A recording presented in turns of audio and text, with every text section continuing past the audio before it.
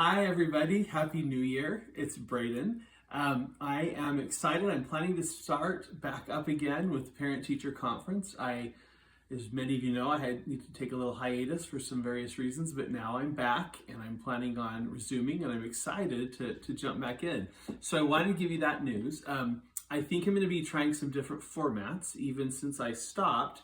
Things, the technical abilities and capabilities of Substack have really increased. So I'm going to probably try doing maybe more videos and less written pieces, or maybe it'll end up being a little balance of both. Or we'll see. Maybe everyone will hate the videos and we'll go back.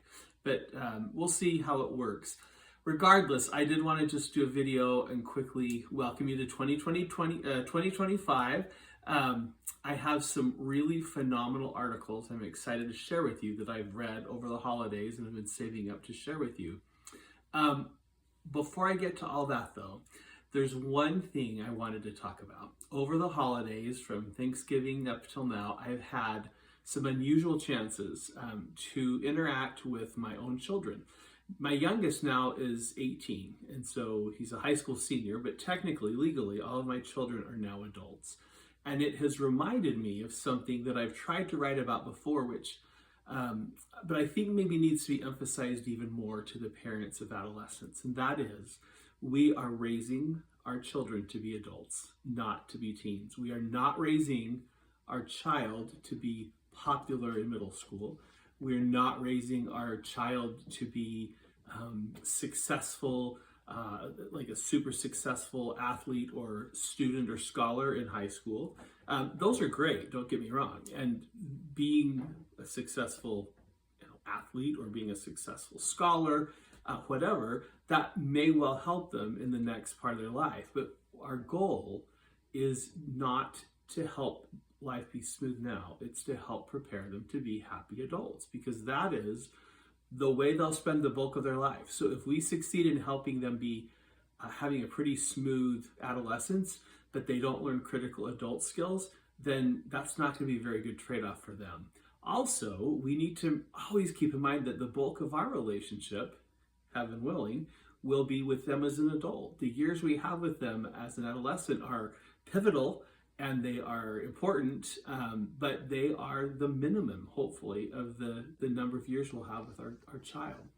So keeping all those things in mind, there's a few things that have occurred to me that I feel really good about, and there's things I wish I would have done differently now. And I have raised my 5 children, that covers a lot of years, so it's almost like I have 2 families in a way, just kind of depending on how the culture was happening when they were raised. My older kids didn't have smartphones because none of us had smartphones. And so it was a much different world back then, for example. Here's, though, I think the number one thing that your child needs, and that is that they need to learn early to take responsibility. Any number of ways, I think, can help that happen.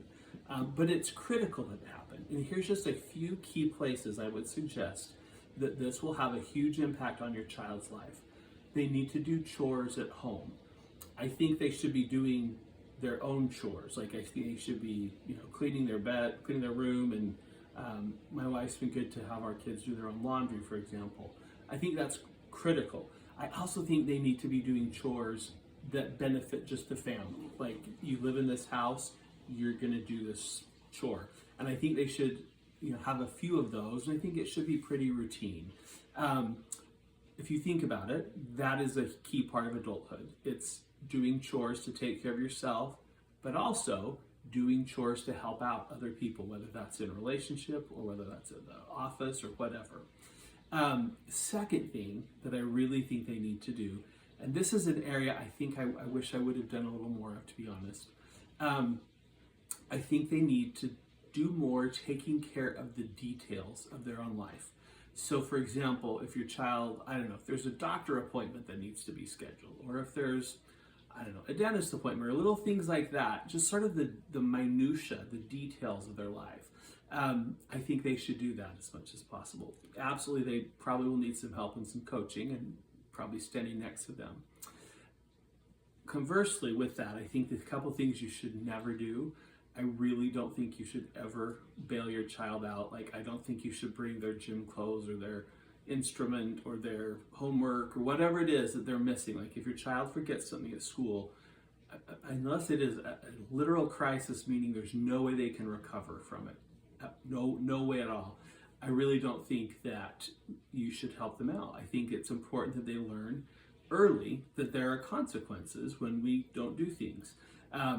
Likewise, I think I would never try to bail them out on an assignment. I think I would never argue or pressure a teacher to change a grade, for example. Again, maybe there's some cases, but there's an important lesson that they need to learn, and that is that, reality around us imposes things, and we can't always argue our way or plead our way. We don't always get credit just because of how we feel. Like, there are people and institutions who will expect that we just do certain things. The sooner they learn that, the better off they'll be. And learning it young, when the consequences are pretty low and not terribly going to be real invasive or intrusive into their life, is a really, really healthy thing. I think another thing that I would do, and this has kind of happened with my kids automatically for the most part, I would make sure they have a job as soon as they're able to work. And I would, honestly, I think they should have probably kind of a crummy job. I think having a kind of a crummy job where you have to work really hard and your boss, I hope they're not mean, certainly not abusive, but having maybe a tough boss who expects you to show up and do a certain, doing an amount of work for what you're paid to do. And if it's a little bit of a grubby job, I think that's really good. I feel like most kids today, most of us live in a fairly comfortable situation, many of us, I shouldn't say most, where we are insulated from a lot of just the harsher realities that used to happen, that people just used to face. We don't mostly have to get our own food or our own water. We don't have to go and chop wood or haul coal or things like that to have heat and water and things like that. And kids just have it pretty well. As a society, we care a lot about how kids are feeling. I think that's good in many ways. It's a good shift for sure from when, like my dad describes when he was a kid, no one cared what they felt or thought then. But I think maybe we've gone a little too far. It is important, though, that your child has experiences where someone is going to help them understand that sometimes you have to do something and it doesn't really matter how you feel. That's a critical lesson. I think anyone who has a happy marriage or long-term relationships or has a job that they like and been successful at, you're going to understand that there's just times when we have to engage regardless of how we feel. So those are kind of the big things that I am thinking about that I feel like probably make a big impact on a child's adult life. I also think that they should know we love them, that we should know we are always in their corner. That may not mean that we always become like their, advocate, that we're always, again, I mentioned, I wouldn't be calling teachers all the time to complain or bosses to ask for different schedules or, whatever it is like that. But they should know that we love them, that we believe in them.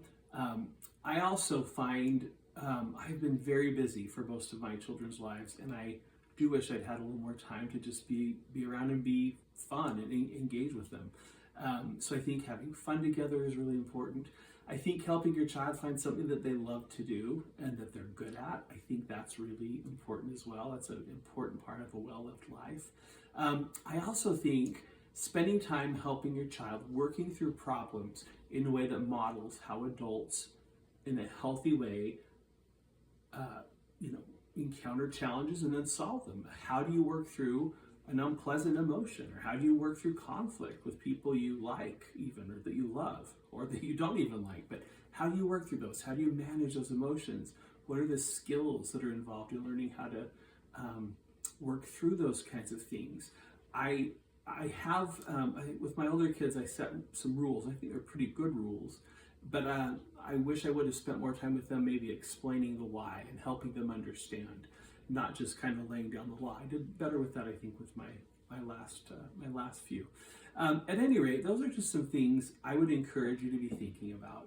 But as the parent of a teen, just remember, you're not raising a teen, you're not raising a 7th grader, you're not raising a 9th grader. You're not raising a 16-year-old. You are raising an adult who currently happens to be in ninth grade.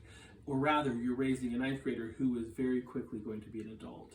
And so what skills in every situation, just think, what skill can my child learn from this? Or what attribute can they develop that's going to help them as an adult? Or that will build our relationship for when my child becomes an adult. Anyway, be thinking about those things. I'd love to hear from you on things you have learned and you have found. It's always lovely to talk to you. Happy parenting. You've got this.